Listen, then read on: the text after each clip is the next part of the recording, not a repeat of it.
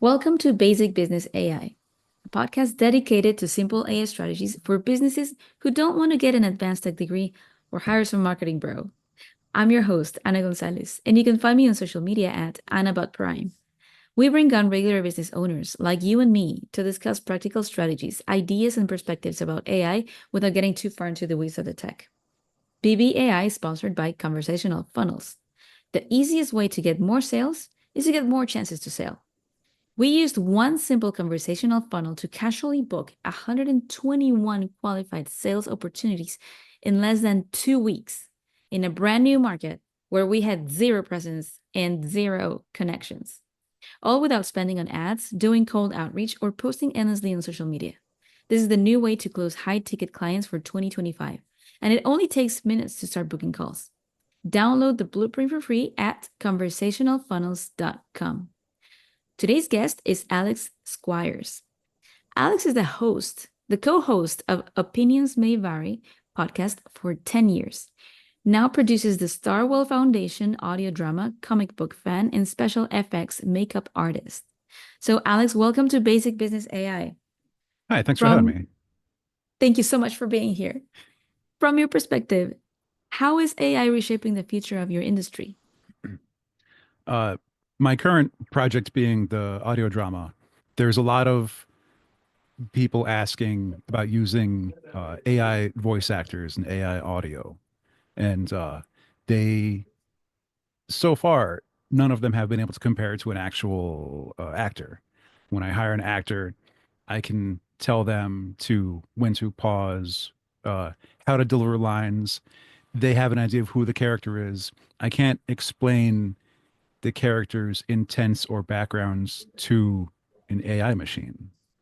So they just read the lines pretty flatly. Um, and it doesn't make for an interesting story. There's also everyone thinks you can just have ChatGPT tell you a story. Well, you might get the same story every time. And when these programs do that, none of this is being generated um, out of nowhere. It's Hmm. all stolen. The stories already exist on the internet somewhere. Someone's voice already exists on the internet. And so it's just pulling that and mashing it together and using it. Um, so I'd much rather listen to stories that are written by a real person. I'd much rather listen to shows or other audio dramas or other podcasts that I know have actors who are either being paid or doing favors. There's a lot of favor trading in the gig business. And it's just knowing that real people are being supported by this. And so what I wanted to talk about mostly was AI art and AI creative programs. Um, it's not really like a singular business.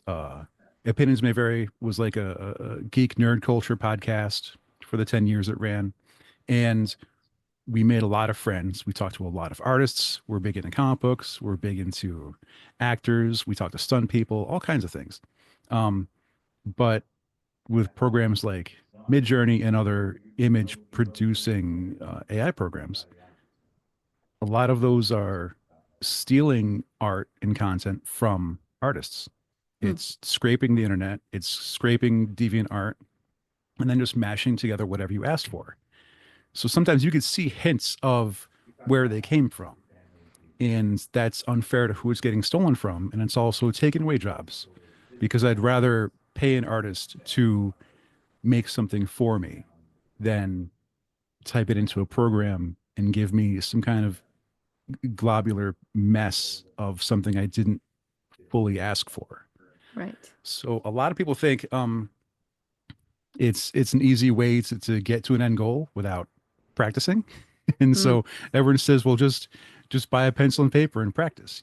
No one's stopping you from making art. And it's up to you to make yourself better. So Yes. yeah. I love that phrase, that little sentence that you used. It's up to you to make yourself better. And I have heard about this. I actually have a friend who's an actor. His name is Adam, and he was telling me that in a contract that he saw, for some acting gig, uh, one of the one of the clauses was we now we will own your voice for whatever in the future. Hmm. And he just said, no, you know what? I am not going to do this gig with you guys because my voice is mine. Right. So that's very Exactly. unfortunate that they're stealing voices. Uh, as opposed to, for instance, companies like 11 Labs, I think that they have people who put their voices in there Okay. to sell them, Hmm. like with consent, you know? But I think it's really also an important point that I think you made is that AI should not be used to, oh, to replace a designer or to replace human talent because it can't do that. No. AI is really good to recognize patterns and to duplicate them. But for human creativity and human emotion, Hmm. that's up to us. There's from different artists, directors, actors, writers, movie makers, whatever. You can see their soul in the piece. Like I don't want. I'm not like a spiritually wacko, but y- their history goes into what they're making. Their personality goes into what they're making, and they're allowed to try different things. There's no soul and there's no personality in what AI vomits out. It's just not there. Um, and f if you know you're getting into a company where they are letting you know ahead of time, we plan on using this indefinitely. We plan on using this to sell to 100 other companies to use your voice or your likeness, then that should be reflected in your paycheck. Like Right. we've had writers strikes and actors strikes in the past 3 years exactly for this reason. Um, and so if a company is going to farm your voice, your likeness, then that should be reflected in how you're paid. Um, but I've encountered so many bad just pieces of art that someone doesn't understand what they've made and they try to post it as advertisement or as content engagement. You see a lot. If you get a marketing person who tells you you need content engagement and just to post any picture you can make off of AI, fire them immediately. Uh, it's not a tool because we could see that it's not genuine, it's not real, and you just typed different words in different orders into a prompt bar and hit enter until you got something you liked. And every time you do that, you're stealing bits of art from other people. So artists have stopped using Adobe Photoshop because they snuck a new, like, fine print into their usership about this will be training AI. People delete all their work off of DeviantArt because DeviantArt put in a new fine print. We will use this to train AI. And either you can try and opt out or just eliminate all your content from the internet. Well, now Oh, wow. who can see your work to hire you now? So you have to either like take bad pictures of it and you can't just post, your digital image, or you have to watermark it or something. Um, so now not only is it theft, it's also stopping you from getting new work. Um, Man, yeah, all right. that is so sad. I mean, AI has been here for a long time, but now the way that I mean, that this is, I think, an important thing to note that it's been here for 70 years, but accessibility has been here for like 3 years, maybe. And it's up to us to choose the way we use it. Hmm. Like only us, we have the choice of, all right, am I gonna use it to steal things or am I using it to create things because I'm going to brainstorm and see the content from other people because I think that's what can happen, like I'm feeling this as an artist. Hmm. I'm not an artist, but like I'm feeling this. Yeah. And I see the work of this artist that has influenced me, and this other artist influenced me, and this singer influenced me, and this book that I read influenced me, and put everything together that I've read, heard, and tasted and seen, Hmm. and just like pour my soul into a piece of paper. Uh, to give the benefit of the doubt, some people that will use these programs don't know that it's scraping the available internet Yeah. to pull all these images or clips or voices or whatever. And they're just unfamiliar. So I don't always have the patience to try and explain that to them. And at the same time, there's people who are really into their AI creations and they think that they crafted a masterpiece. They're Michelangelo or they're Leonardo. And they're not. And they get really mad when you say so. And I love dealing with them. Like, because they'll want to defend their position that like it took them hard work of 10 minutes of typing in the same 10 words into a prompt, but they didn't actually make anything. And they get furious when you say that. Oh, And I find it hilarious. well, I mean, I don't know. I think there is some skill in knowing how to write a correct prompt. Uh, and there are prompts that can take 10 minutes or 10 days to not perfect, but to get right-ish. In But I also in those I 10 days, could you have just made the thing you're prompting? probably I don't know because I don't know because maybe I would have needed to study or like practice for 10 years. Yeah. But I will say this,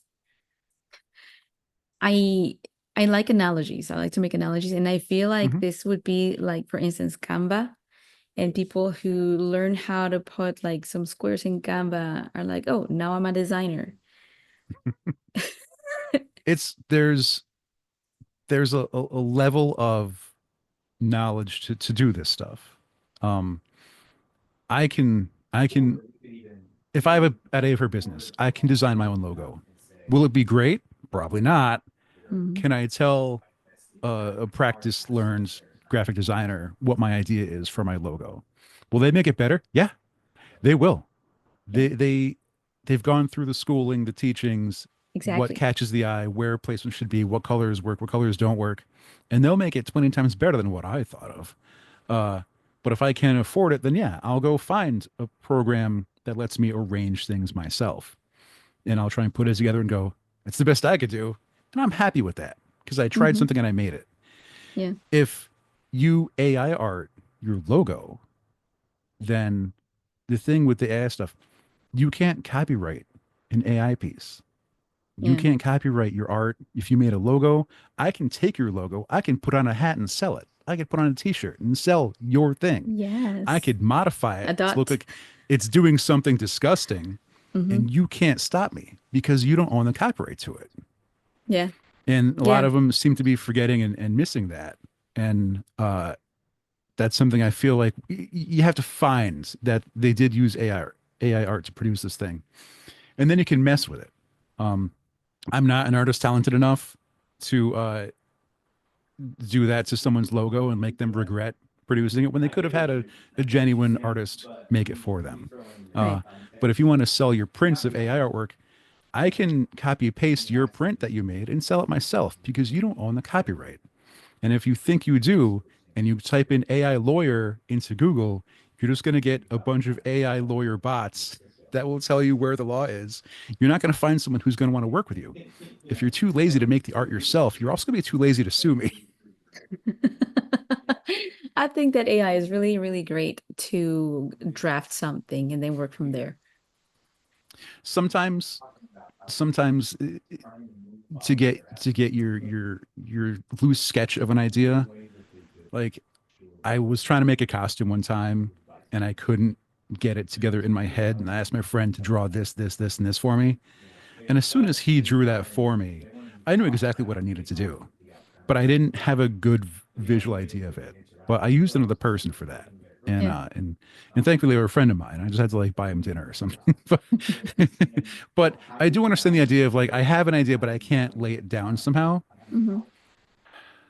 And when you do use a program to start your idea, it's still coming from somewhere else and it's still not your idea. Uh Yeah. maybe Yeah. it'll and people say it's a tool. Well, the tool is using other people's work. Um, we all learned what plagiarism was in school through college. College tried to stress that plagiarism was a very bad thing and you could get kicked out for that. And really, in the creative world, AI right now is just a plagiarism machine. Hmm. That's what it is. That's interesting. Um, this is that is interesting because I've had a lot of people coming and telling me how great AI is, but nobody or a little bit of people talk about, yes, it's great, but it's also like look into like let's pull up the curtain, Oh yeah, it's of the you're dark side. exactly on the surface. If Yeah. I were to show you like jewelry, you get this diamond. It's a great diamond. We love diamonds. They're pretty. They sparkle, whatever. But if you never know what blood diamonds are, then Yes. you know the ethics is in the research and the knowledge. If you don't have the knowledge, then whoopsie daisy, Yeah. you just don't know better. But Yeah. once it gets explained to you, then now you've been granted information. You stole fire from the gods. You know Yeah. what the repercussions could be, and how it's affecting other people. And now you have a choice on of what to do with it if you want to do something. Hmm. Hmm. So yeah, Thank you the so choice is much. there. Yeah, yeah, you always have a choice. So, Alex, tell us about who you serve and how people can reach out to you. Uh, you can listen to my podcast shows where we talk to a lot of artists and a convention that put on shows at omvpodcast.com. And all the Starwell Foundation is the audio drama. That's all on there. If you want to email me, you could do alexprimefx@gmail.com. And you can tell me I'm wrong about AI art, but I'm not going to agree with you because, like our show's name, opinions may vary. Awesome. So we're going to wrap from here. Thanks to our guest, Alex Squires, for joining us for a practical conversation about AI and its potential for business and the dark side that it comes with it. You can learn more about what he does by going to his podcast, opinionsmyvary.com, omvpodcast.com. omvpodcast.com. Thank you for that. Or by sending him an email to alexprimefx@gmail.com. Is that right? Correct. Perfect. If you run a business of any size and you have some ideas or strategies around the topic of AI, we'd love to have you on a future episode as well. We interview business owners of all levels of experience, especially the 90% of us who are curious about AI but not trying to be tech geniuses. Apply for a future episode by going to basicbusinessai.com. And one more time, if you want to stuff your calendar with qualified and motivated ideal clients who want what you have, download the Conversational Funnels Blueprint for free at conversationalfunnels.com. See you next time on Basic Business AI. Oh, and by the way, if you like this episode, tell your friends. See you later.